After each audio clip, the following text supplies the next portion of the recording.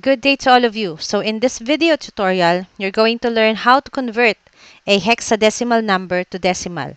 So hexadecimal is base 16. So actually, it is called hexadecimal. So hexa means 6, and then we have deci means 10. So 6 plus 10 is equal to 16. So its values is we have just the same with decimal from 0 to 9. And then it has letters which is composed of A, B, C, D, E, and F.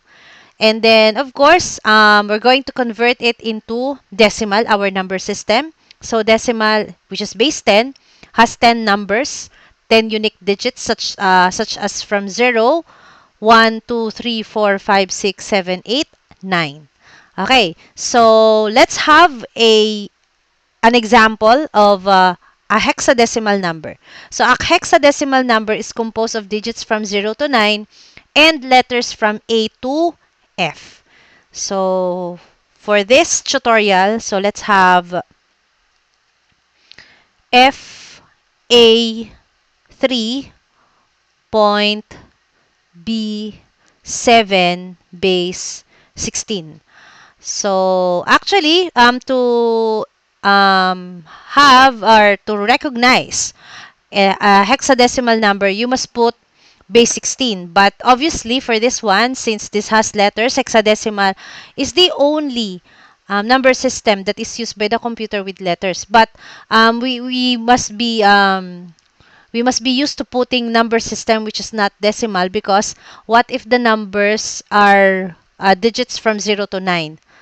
Maybe if it doesn't have a base number, you will automatically thought of it as a decimal number, but unfortunately, it's a hexadecimal number. So to avoid confusion, specifically if the hexadecimal digits only uses from 0 to 9 and without letters, you have to indicate the base number.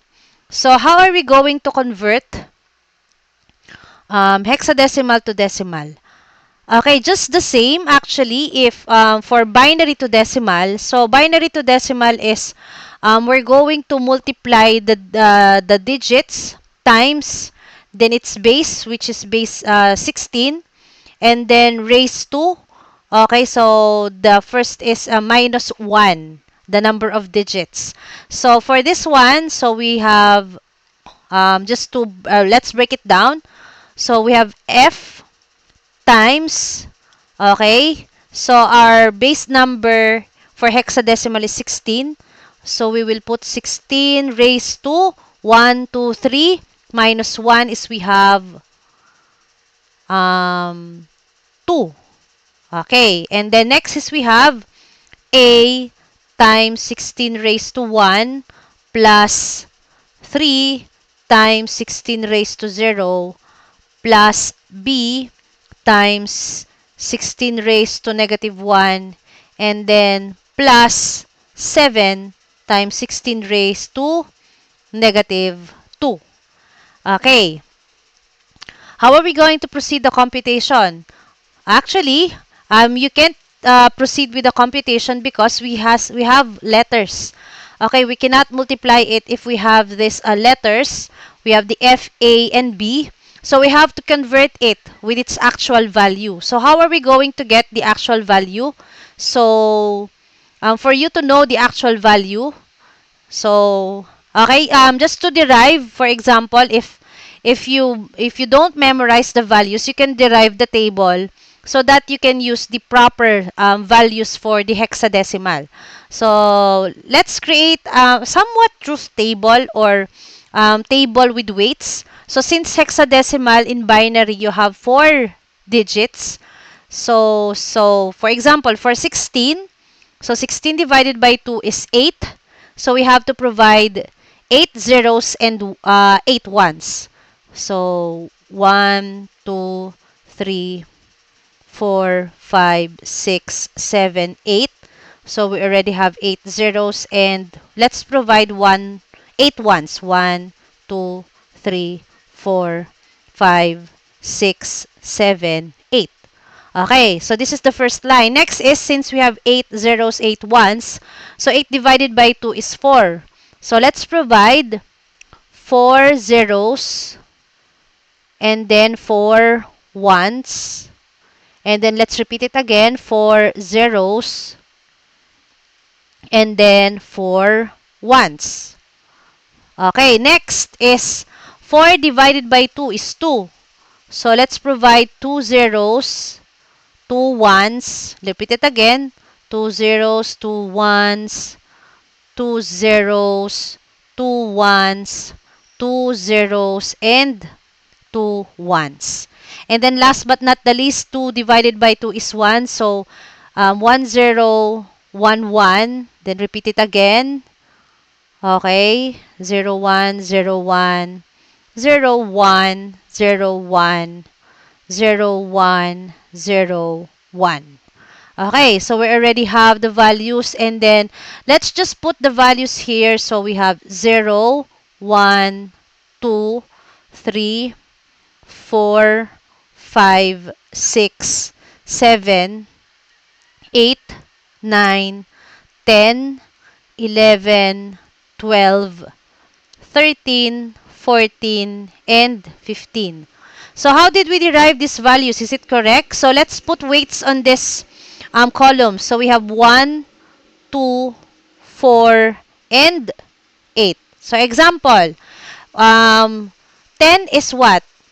Let's observe. So we have 1 here at 8, and then another 1 here at 2. So 8 plus 2 is equal to 10. So another example is we have 15. So 15, we have all ones in 8, 4, 2, 1. So let's add 8 plus 4 is 12, plus 2 is 14, plus 1 is 15. So that's why the value is 15. So what's the relationship between this one and the hexadecimal? So as I've said, from 0 to 9, that's just the same with decimal number system. For hexadecimal, it also has 0 to 9. So for letters A to F, so the values that corresponds to A to F, so for letter A, it is 10, then 11 is B, 12 is C, 13 is D, 14 is E, and then 15 is F. So that is the values, the numerical values of the letters of the hexadecimal notation. So if you don't memorize it, you can derive this table.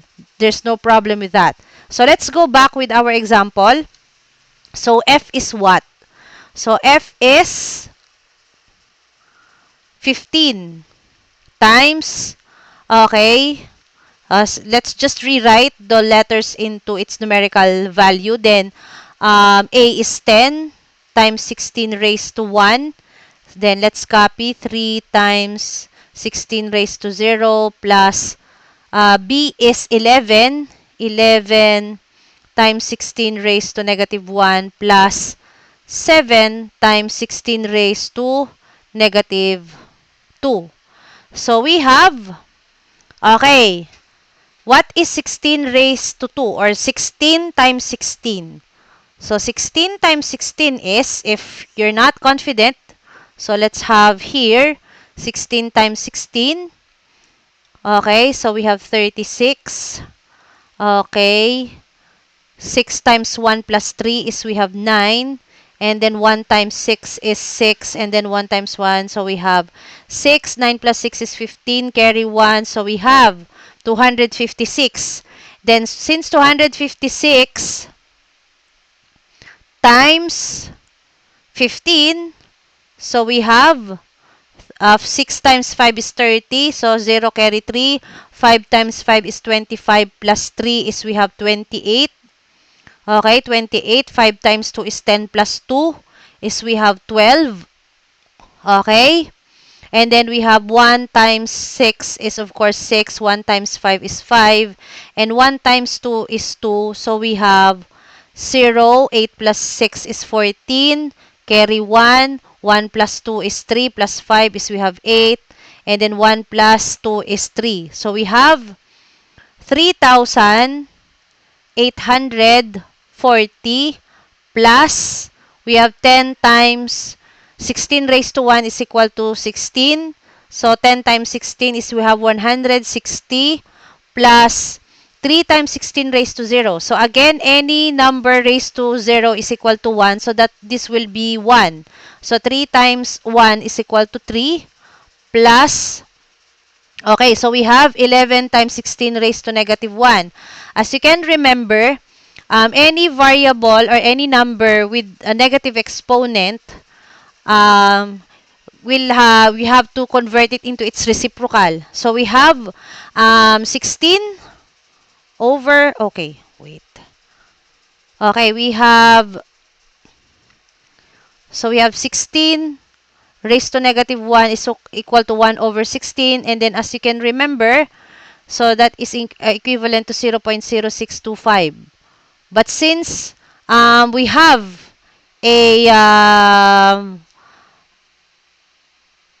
a numerator here, so we have 11. So we have 11 over 16. So we have 11 divided by 16.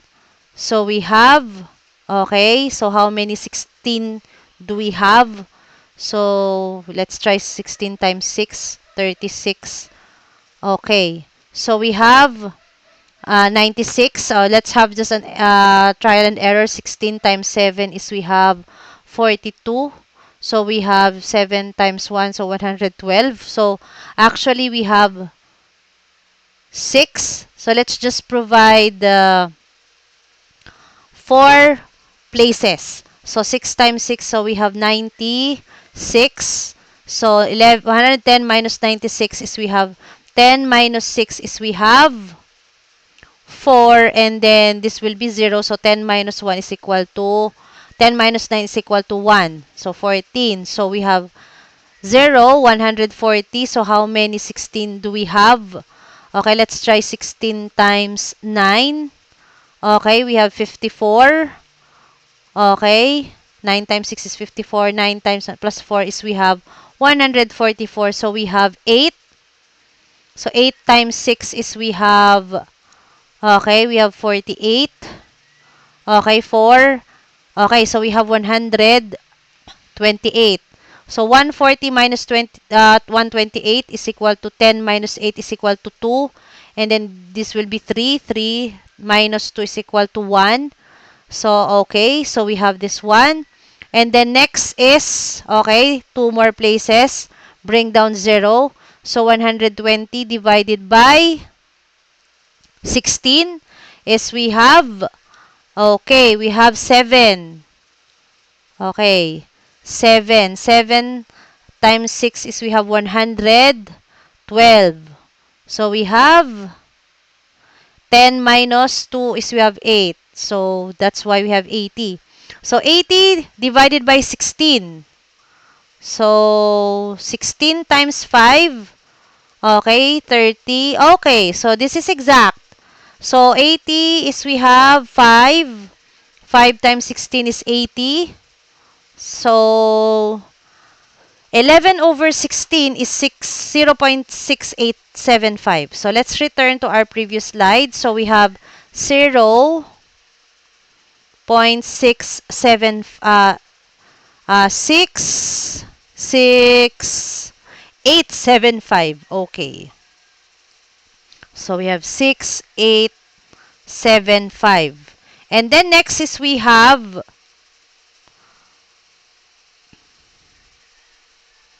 7 times 16 raised to 2. So 16 raised to 2 is 256. 16 times 16 is 256. So we have, okay, let's have another slide. So 7 divided by 256. Okay, so it will not fit. So how many 256? So we have, okay, it will be, I think it will be 2. So 2 times 256 is we have 512. So we have 10 minus 2 is equal to 8. And then this will be 9. 9 minus 1 is we have 8. And then this will be 6. So 188. So next is we have Okay, how many 256 are there? So let's try 7. So 256 times 7. Let's just have a trial and error if you don't have any calculator. So 6 times 7 is 42. Carry 4. And then 7 times 5, 35. Plus 9 is we have 39. And then 7 times 2, 14. Plus 3 is we have 17. Okay. Okay, it still that doesn't fit here. So let's try. Okay, actually it this already fits here actually. Okay, so we have 7. So we have 1 7 9 2. Okay. So we have 10 minus 2 is we have 8, and then we have 17 minus 9 is equal to 8. And then this will be 7. So this will be 0, and this is already 0. So again, 880. Or bring down another 0. So how many? Okay, let's try 256 times 3. 256 times 3, we have 18. 3 times 5 is equal to 15. Plus 1 is 16. 3 times 2, 6 plus 1 is 7. So, we have 3 times 256, 768. Okay, since we already have, okay, 4 places, so maybe let's just, for final computation, 10 minus 8 is 2, and then 7 minus 2 is, 7 minus 6 rather is 1. Okay, so we have this 0.0273. So let's go back with our example. So plus 0.0273. So let's just check. Okay. And then we're going to add. So we have 3,840 plus 160 plus 3 plus 0.6875 and 0.0273. Okay, just add. So we have 8. 5 plus 3 is 8. 7 plus 7 is 14. 4 carry 1. 8 plus 2 is 10 plus 1 is we have 11. And then carry 1. And then we have 1 plus 6 is 7. And then we have bring 3. Then we have plus 0. So we have 3. 6 plus 4 is all 10. So 0 carry 1. 8 plus 1, 9 plus 1 is 10. So 0 carry 1. And then we have here, so the final answer, so FA3.B716 is we have 4003.7148, which is decimal. Okay. So this is our answer. So equivalent of FA3.P7 is 4003.7148. So this is our example. So again, to reinforce our learning with hexadecimal to decimal, so let's have another example. Okay, another example is we have,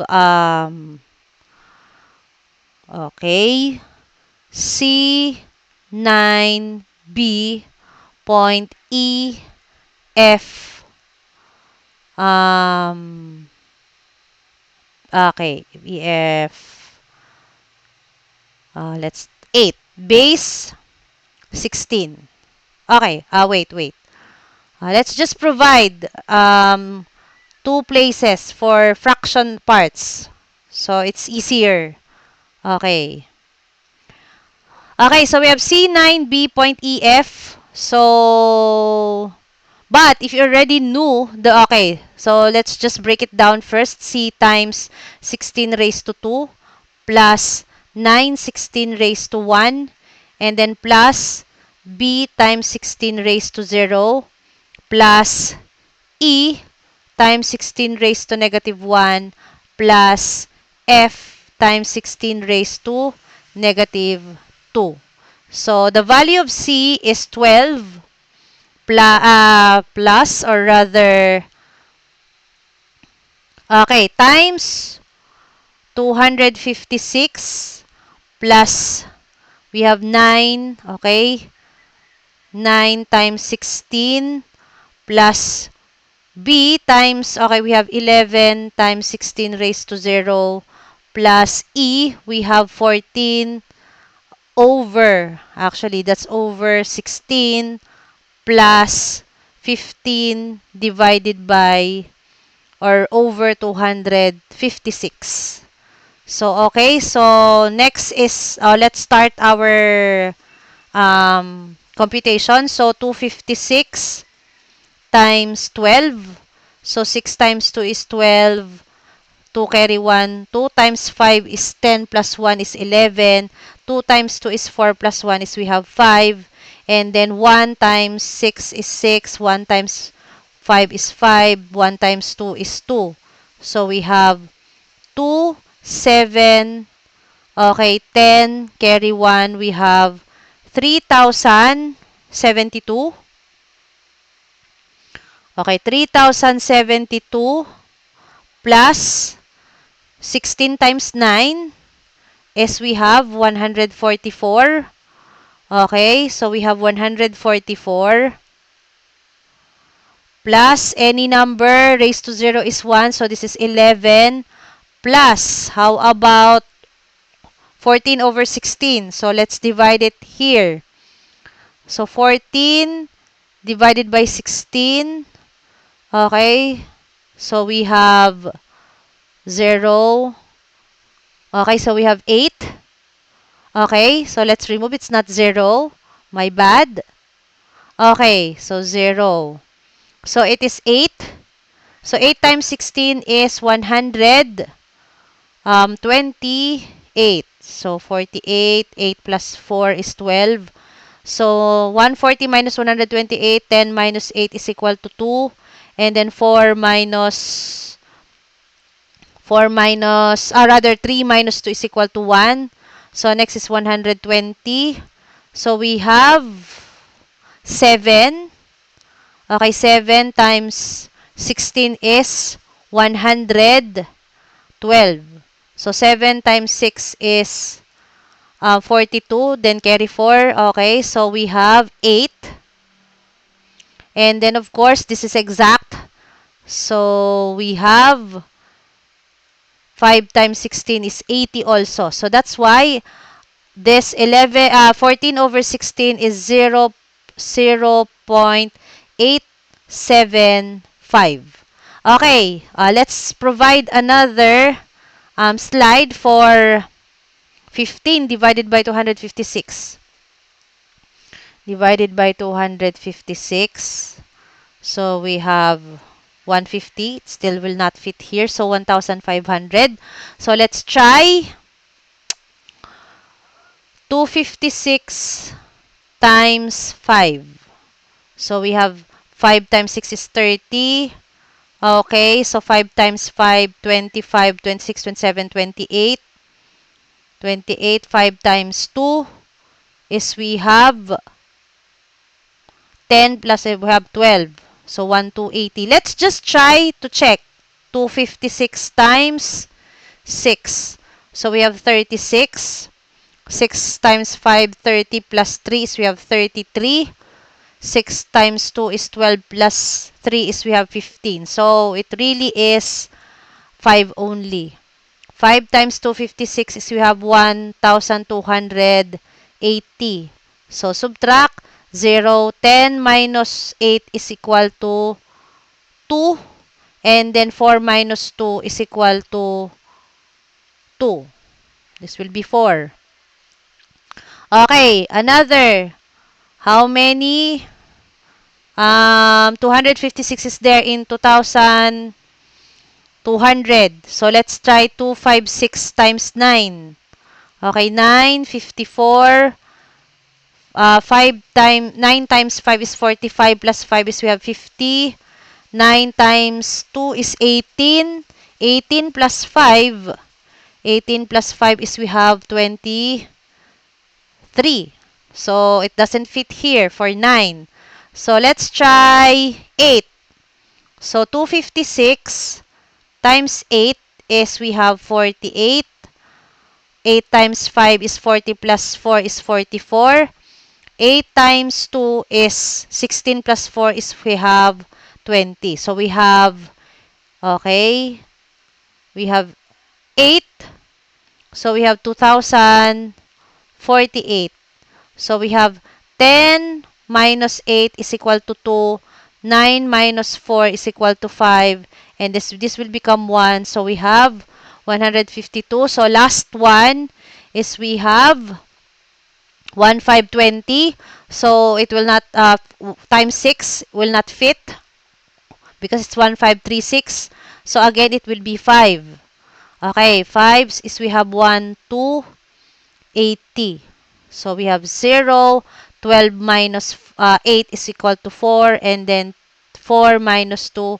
Okay, since this is already 4 places, so let's just stop here. So we have 0, 5, 8, 5. So it will be simpler if, example, we are doing manual calculation. So 0, 5, 8, 5. So let's continue. Plus 0.0, okay, let's 058 0585 0585. So let's add.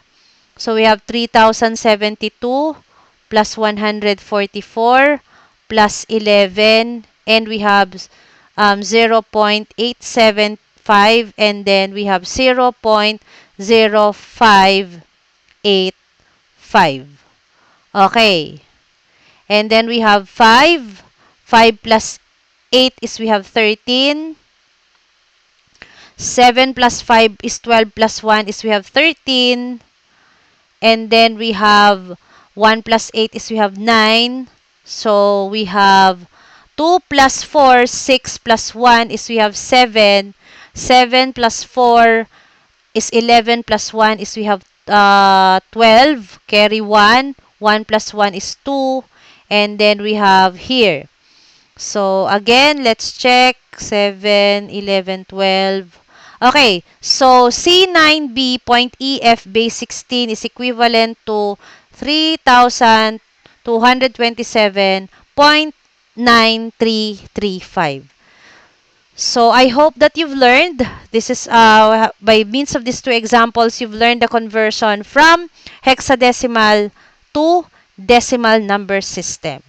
So I hope that you are also interested to other number system that is or number conversion system that will be used.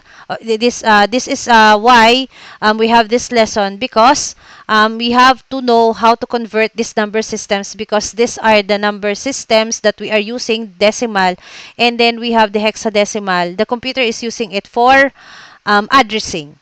So I hope all is well. So thank you very much. Good day and stay safe.